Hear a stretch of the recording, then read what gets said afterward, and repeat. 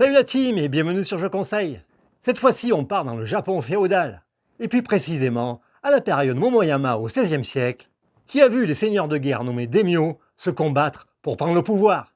Mais un seul réussira à unifier l'archipel nippon. Prêt? Allez, c'est parti!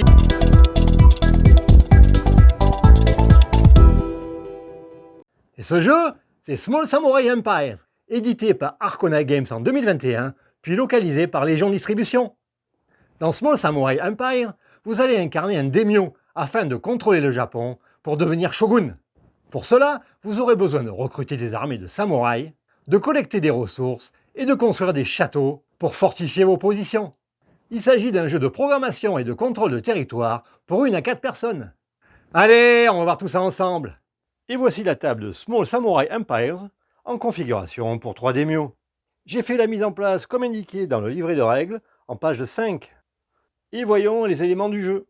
Et d'abord, le plateau, qui représente la carte du Japon, et qui comprend 4 régions de 4 couleurs différentes, divisées en plusieurs provinces. Ici, 4 provinces, ici 6 provinces, etc. Devant chaque région, on trouve des emplacements pour les jetons ordre, ainsi que des actions neutres, des points bonus de région, qui sont en fait des points de victoire, des emplacements de ressources que j'ai posés au hasard, de type nourriture en vert ou bushido en rouge. La capitale de chaque région, dans laquelle chaque daimyo a posé 2 armées de samouraïs, soit un total de 8 samouraïs par daimyo, et enfin des sanctuaires qui rapportent 1 point de victoire. On a également le plateau d'influence, qui permet de suivre l'influence des daimyo pour chaque région. Le plateau de score, avec l'ordre du tour, bleu puis rouge puis jaune, les cartes des destins, j'en ai distribué 3 pour chaque daimyo. Elles représentent une couleur de région et elles servent à augmenter la valeur en points de victoire des provinces en fin de partie. Chaque daimyo a également ses armées de samouraïs, 3 châteaux et des jetons ordre que nous allons voir plus tard pendant l'XP partie, des jetons nourriture en vert et bushido en rouge, avec un stock également présent ici. Chaque daimyo laisse visible ses armées et ses châteaux, tout le reste étant caché derrière son paravent. Une partie de Small Samurai Empire se divise en 3 aires, et chacune avec 2 rounds. Sur le premier round, une phase de planification, puis de résolution, et sur le second round, une autre phase de planification et de résolution, et suivie de la fin d'une ère. Au bout de 3 aires, c'est la fin de partie.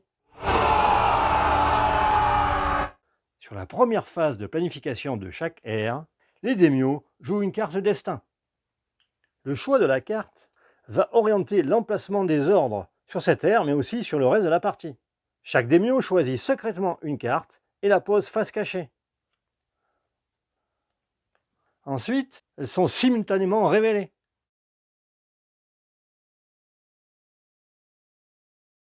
Et elles sont placées à côté du plateau, si possible devant chaque région.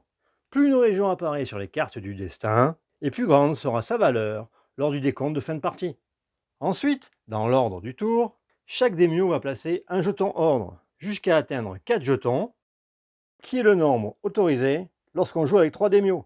Chaque jeton ordre est posé face cachée sur un emplacement d'une région, et il est possible de récupérer le gain de l'action neutre. C'est bleu qui commence, il place cet ordre face cachée sur cet emplacement, ce qui lui permet de faire cette action neutre, qui est déplacement. Il a droit à 1 point de déplacement pour une de ses armées. Il prend celle-ci, qu'il envoie sur la province voisine. À noter les petits pointillés qui indiquent des routes maritimes. Il est donc tout à fait possible de déplacer un samouraï sur cette province, ou de celle-ci à celle-ci, ou éventuellement de cette province à cette province. C'est donc un rouge qui va jouer son jeton d'ordre caché sur cette région. Il utilise l'attaque comme action neutre, qui lui permet de détruire une armée adverse là où il a au moins une armée. Ce qui est le cas, il élimine le bleu. L'armée revient dans le stock du daimyo. C'est un jaune qui va placer son ordre secret sur le premier emplacement de la région et qui gagne un recrutement. Il place une armée de sa réserve dans la capitale provinciale ou dans un de ses châteaux de la région. Il n'a pas encore construit de château, ce sera donc dans la capitale. C'est à nouveau à bleu qui va poser un nouvel ordre secret, et quand chaque daimyo aura posé ses 4 ordres secrets, on passera à la phase résolution. Il le place ici, et il fait l'action neutre récolte. Gagner une nourriture ou un bushido, une province à ressources où vous avez au moins une armée. Ici, une armée bleue, donc un bushido, qui est placé derrière le paravent. Rouge puis jaune vont également placer leur second ordre secret. Et comme nous avons vu toutes les actions neutres, voyons le plateau de jeu après avoir posé tous les jetons d'ordre. Comme on peut le voir, tous les emplacements des régions ont reçu un jeton d'ordre secret. On fait donc la phase de résolution. Et sur le premier round, on commence toujours par le jeton d'ordre le plus au sud. On révèle donc le jeton d'ordre bleu. Celui-ci fait gagner une armée dans la capitale ou dans son château, et en payant une nourriture, on peut placer une deuxième armée. Le daimyo bleu paye une nourriture et place donc 2 armées forcément dans la capitale, puisqu'il n'a pas de château. À nouveau daimyo bleu, une attaque avec un de ses samouraïs. Il attaque l'armée jaune, qui est détruite, et en payant un bushido, il peut attaquer à nouveau, mais toujours dans la même province. Il attaque à nouveau l'armée jaune. C'est un jaune qui recrute. Il paye lui aussi une nourriture, ce qui lui permet de poser 2 armées. On passe aux ordres de la région orange, de recrutement, en payant bien sûr une nourriture. Ensuite, le daimyo rouge, lui aussi, fait du recrutement. À nouveau à rouge, qui fait une attaque et qui paye un bushido. Il élimine les 2 jaunes. Et enfin, il récolte. Il gagne une ressource pour chaque armée de sa couleur dans une province. Bien sûr, fonction de la ressource. Ici, nourriture, une nourriture. Il n'a pas d'armée dans les autres provinces, pas d'autres ressources. On continue avec les régions vertes. C'est bleu qui fait un double recrutement en payant une nourriture à la capitale, bien sûr, suivi de rouge, lui aussi, une nourriture et 2 samouraïs.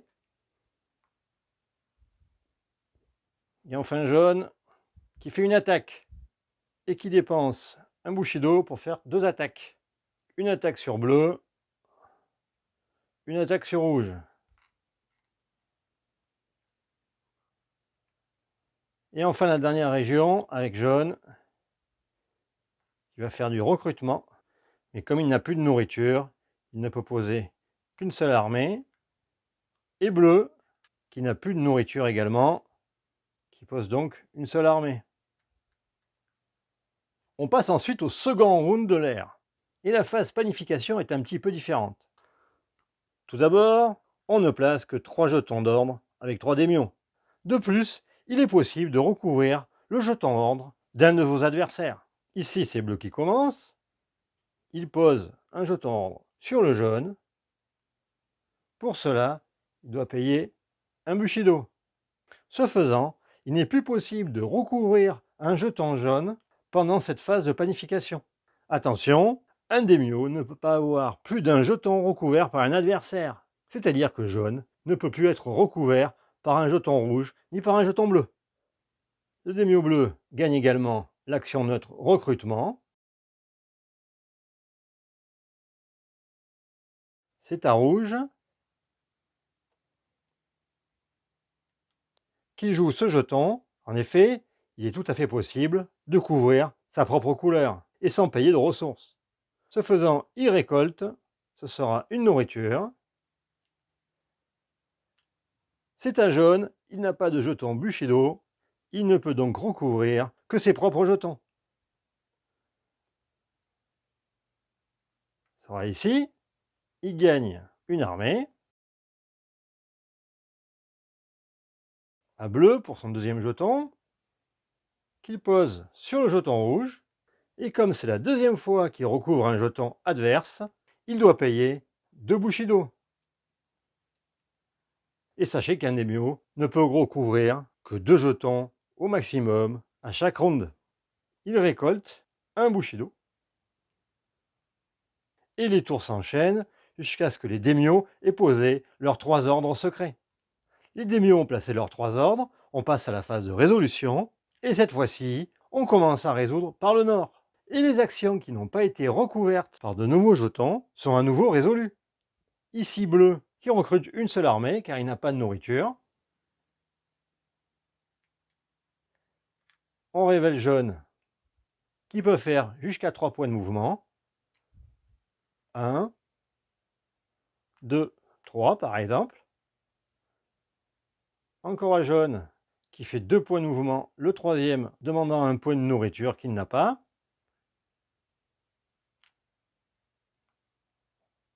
Sera ici. C'est à bleu qui va venir sur ce tori. Il dépense un seul point. Puis il recrute une armée.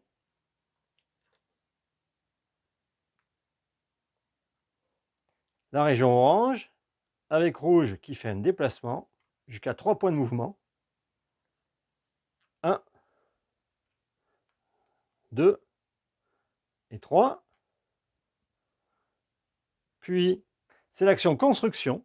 S'il n'a pas de château dans cette région, ce qui est le cas, il peut remettre 2 armées dans la même province, comme ici, pour y placer un château. Et s'il avait déjà un château, il pouvait poser une armée dans la province. Il renvoie ces 2 armées et il pose un château. Attention, aucun château ne peut être construit dans une capitale provinciale.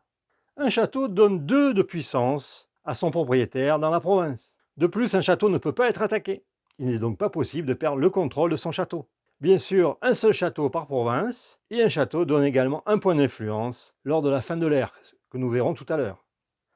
Ensuite, il dépense une nourriture pour poser 2 armées. Il a donc le choix de les répartir dans la capitale ou dans son château. Il préfère les mettre dans la capitale. Et il paye sa nourriture. Jaune fait une attaque, pas de Bushido, une seule perte, ce sera sur rouge.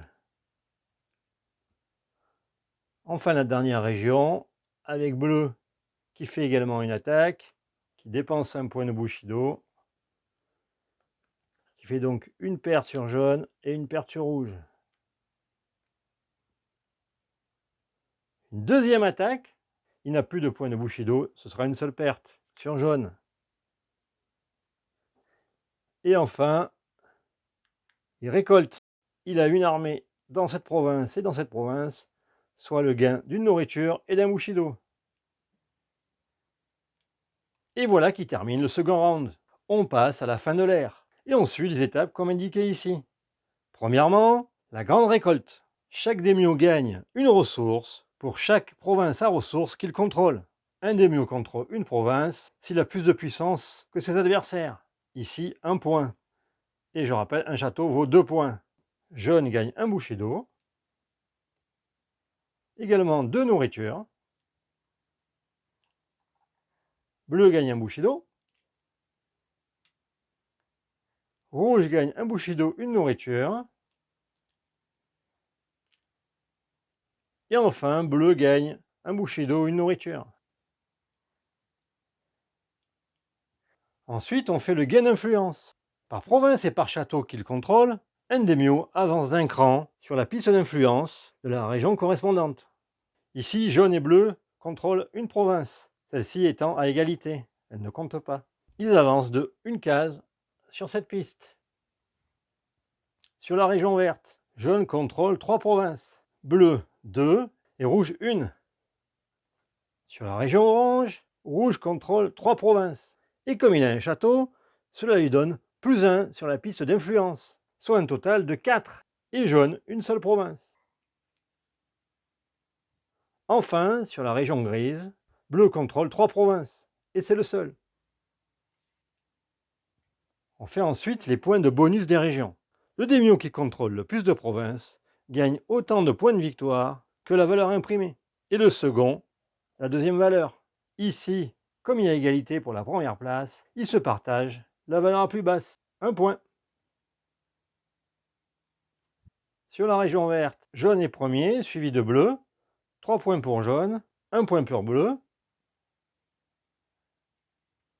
Région orange, c'est rouge, puis jaune. 4 points pour rouge, 2 points pour jaune. Et enfin, la région grise, c'est bleu, 3 points. On fait ensuite les points des sanctuaires.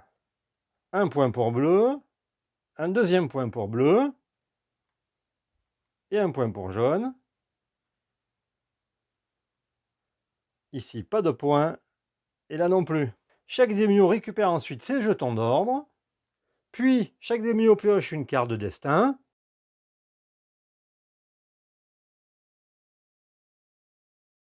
Et enfin, on détermine le nouvel ordre du tour. Le démio ayant le moins de points de victoire devient premier. Ici, c'est rouge. Bleu et jaune ayant la même valeur de points, on ne change pas leur ordre. Et ensuite, la secondaire peut commencer. La fin de partie se déclenche après la troisième ère. Et on commence par les points de victoire des ressources restantes. Chaque démio gagne 1 point de victoire par 3 ressources restantes. Puis les points de victoire de l'influence.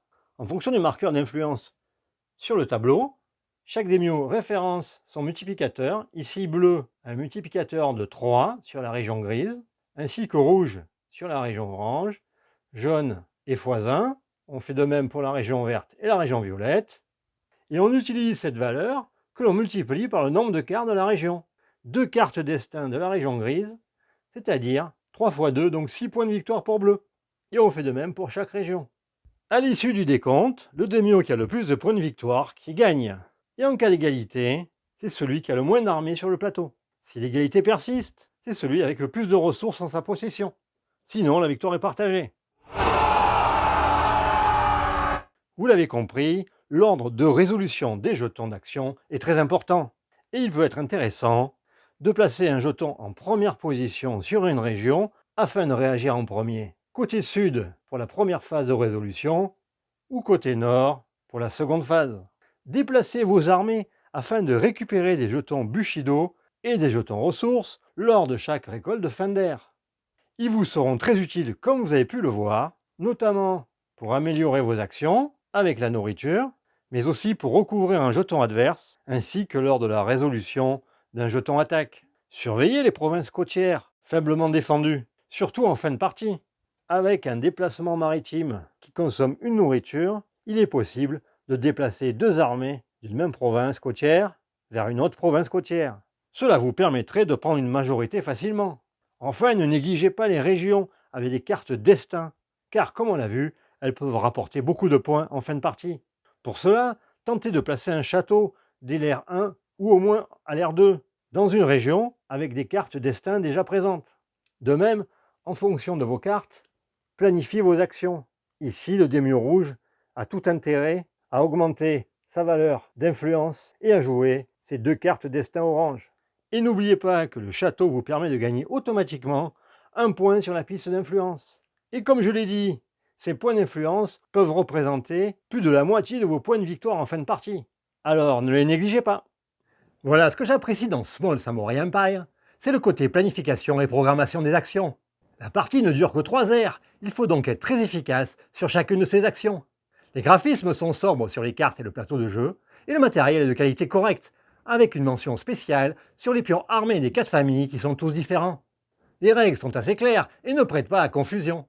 L'interaction est très forte, avec de nombreux retournements de situation. D'ailleurs, je préfère la configuration à 3, celle à 2 manquant un peu de dynamisme, et celle à 4 permettant moins de contrôle. En résumé, on a ici un jeu de niveau initié, avec une mécanique de programmation, d'une durée de partie d'environ 1h30, et qui plaira aux personnes appréciant l'interaction directe. Allez, je retourne au combat, et à bientôt sur Je Conseille.